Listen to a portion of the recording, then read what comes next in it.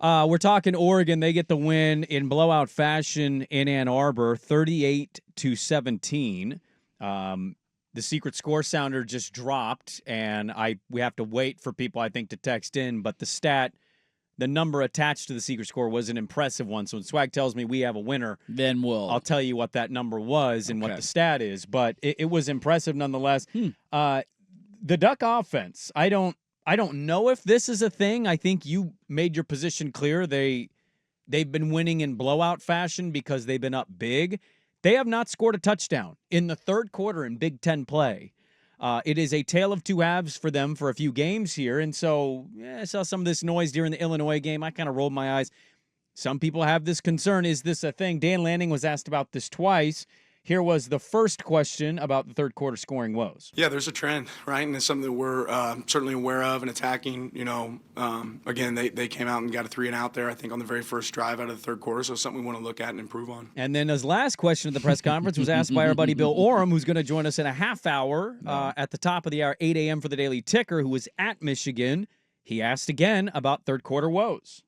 Dan, just to circle back to the third quarter issue trend, is it at a point where you would say that's a problem? Is it on the verge of becoming a problem? Like, how do you characterize it? No, we won 38-17, so I'd say it's not a problem, right? It's something we want to address, though.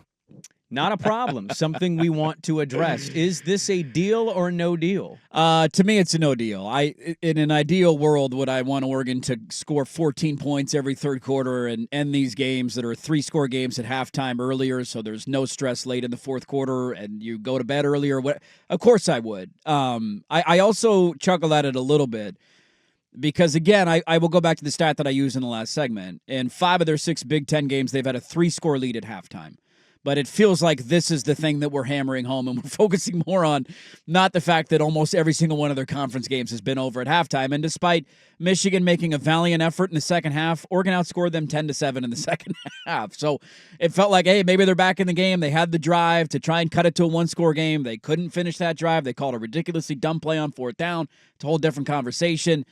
Would you like them to score more points in the third quarter? Of course. I also would like to show me the team in college football that is perfect and doesn't have flaws. Show me the team out there that doesn't have a vulnerability or an issue or a thing that they need to clean up. Would I rather deal with my team being up by 3 scores and then struggling to score in the third quarter, or my starting quarterback throwing interceptions left and right to the other team every single week? Like, I understand that we want to hold them to a perfect standard, but that perfect team doesn't exist. Oregon is not a perfect team. I hope that they clean it up at some point, but they did it against Ohio State, and they still found a way to win the game. They led at the half. They got the ball to start the second half. They didn't score. Ohio State scored on their opening drive.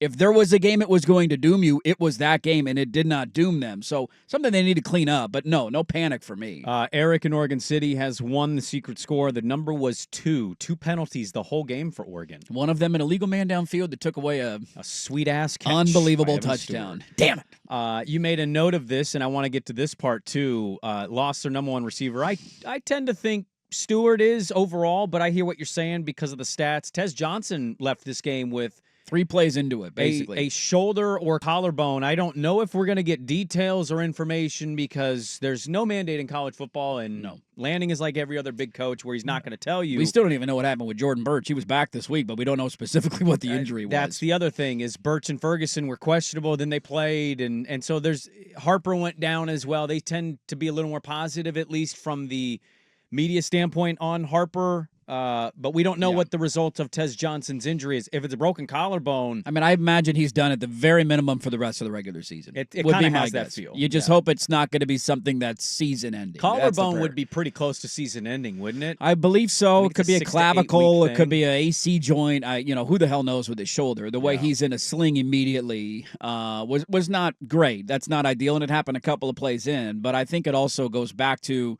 how impressed I was with Gabriel and the way that he played. Like 3 plays in, you tell me Tez goes down. If you would have told me on Friday Oregon's going to drop a punt inside their own 30-yard line and hand Michigan a short field and an easy touchdown, like those are things that, hey, maybe they would have rattled a different team and Oregon still was able to win this game by 21 points.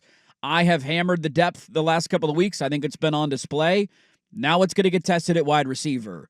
Evan Stewart and Holden are a good 1-2 combo. Holden had his first ever 100-yard game in any year he's been in college. He didn't do it at Bama. He's never done it at Oregon. First time he's ever had a 100-yard game.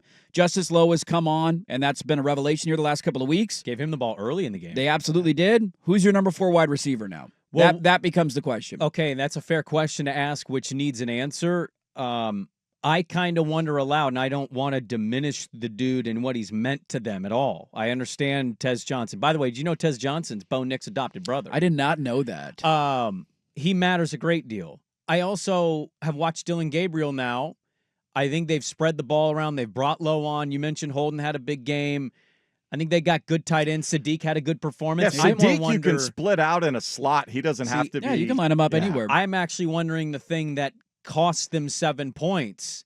Is Stewart now your punt returner, and what does that do to special teams? Because Tez quite literally won you the game against Boise State with his special teams play. He is a threat every time, and I don't know if Stewart is. I didn't see any evidence of it. I think he just called fair. After they fumbled the one, it was like, let's just go out there and catch the damn ball and be on offense. Yeah, I think Pelham's never returning punts the rest of the season. Just go catch it, man. But that, I think, again, I don't want to diminish what he means on offense, but I think I wonder if that's the bigger deal for them is, have you lost a little something in special teams with Tez? I mean, I think that's the double whammy of it, right? Like he has more touchdowns out of the slot than anybody in college football this year, and so that's a big hole that you're going to have to plug. But he is also a dynamic punt returner. He had the first punt return of the game. They forced Michigan 3 and out, got the ball right out of the gate, and he had a nice return to set up Oregon with great field position, and they went on to score on that drive.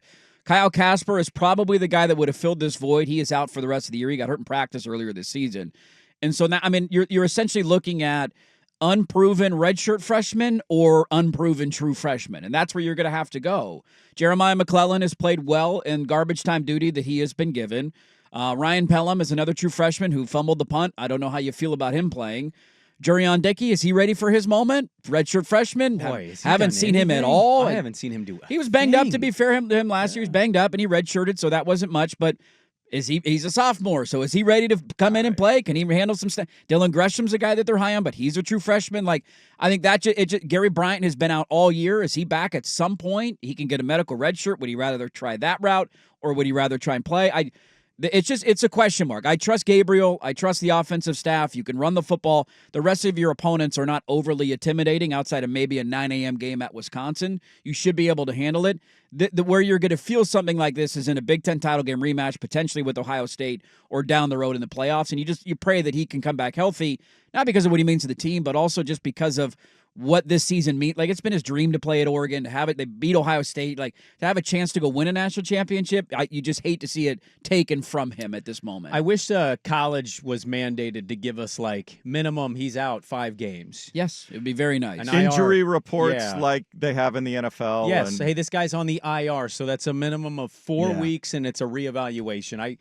College is moving towards that, but this is the where more and more they get in bed with the gambling. They should. Would you see Sankey said this? He basically sent out a memo that, like, hey, the injury stuff it's becoming a bit of a problem. Well, he was mad at the fake injuries during games. I know, but it's still part of the conversation. The SEC mandates, I think, injury reports. I think they're the only conference that does it, and they make all their teams do it. Well, there's an availability report Saturday mornings before the game for the Big Ten. Yeah. But in between. That needs to be on Thursday. Or Wednesday when you're locking in bets. It'd be nice to know who the hell. It does sound like Marcus Harper's going to be okay. I'd be surprised. Maybe give him the week off this week. You're playing Maryland. But it sounds he was walking around in the locker room after the game. Lanning said after the game he should be fine. So that's good. I don't think it necessarily dictates going forward some of what we're talking about with Tez out. But, man, if there's a weekend to see who a person can be, Maryland is coming to get their asses handed to them. Yes. They are going to get destroyed by Oregon. So if there's are you going Dickey? Are you going Pelham? Who is it? How do you do with Sadiq? Is he flanked out? If there's a weekend for it to try to figure or feel confident about it, it's this weekend. Last thing, because I know we're going to move on. I wanted to not miss this point. You know how I feel about Dan Lanning and how I've always felt about Dan Lanning. There's little moments in games that make the love affair grow even more. There was a moment that isn't going to get a lot of credit or attention out of this game where it was on the drive that Oregon ended up scoring in the third quarter. It was 28-17, and they ended up kicking a field goal on that drive.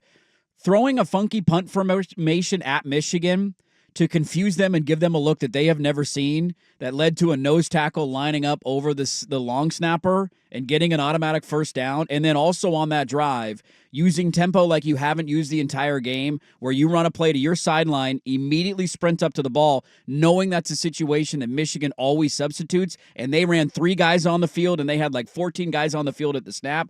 There's little things like that throughout the course of the game where you're just stealing a first down or you're stealing a free 5 yards that I absolutely love. I don't want to linger, but now that you brought it up, I did put that on my show sheet. That is certainly a credit to Lanning. And I mean, I don't mean this to take anything away from him. I walk away going, Sharon Moore, a coach? How did he not call a timeout? But at the bare minimum, you're making them call a timeout in that situation. You're also a coach. You should know if a guy lines up over a center on a punt. It's a 5-yard penalty, illegal formation. There was one lineman. It was the center. What are you doing? And also their 4th down call, their 3rd and 4th down calls. Yeah, quarterback run and then a just throwback. god awful. What are you doing? Yep. Oregon rolls. They remain number 1, the unanimous number 1 team in the AP poll. We got the college football playoff poll coming out tomorrow, actually. Tomorrow night, yeah, we right. get it. Tomorrow night, first time. That's the only thing tomorrow that's of significance. That and the NFL trade deadline. There's nothing else in the world happening. Nope. Nothing at all. Nothing going on. On Tuesday, November 5th.